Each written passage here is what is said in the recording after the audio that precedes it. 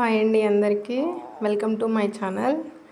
పాలకూర ఉల్లికారం recipe. Curry మాత్రం చాలా టేస్టీగా వచ్చిందండి. చూడండి, ఫస్ట్ 4 ఉల్లిపాయలు, 4 మిర్చి, 10 వెల్లుల్లి రెబ్బలు, కొంచెం జీలకర్ర వేసుకొని మొత్తం తాలింపు పెట్టేస్తానండి.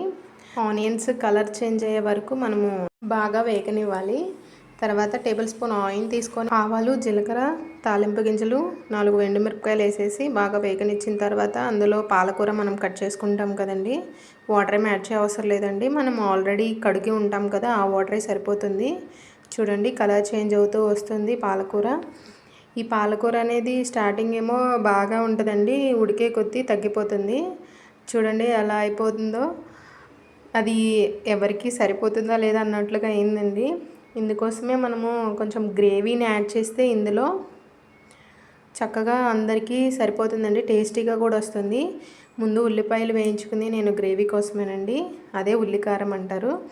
చూడండి, వేయించుకున్నవి కలర్ చేంజ్ అయ్యే వరకు వేయించాను, అవి మిక్సీ పడుతున్నాను.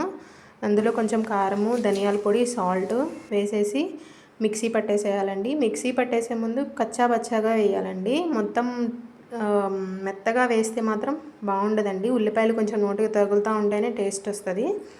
సో అందుకని నేను అలా చేశాను. రోటిలో నూరితే ఇంకా చాలా బాగా వస్తుందండి. రోటి పచ్చడి అంటారు కదా. చూడండి, బాగా పాలకూర ఆ గ్రేవీ మొత్తం మిక్స్ అయ్యేంత వరకు మనం కలుపుతూ ఉండాలి.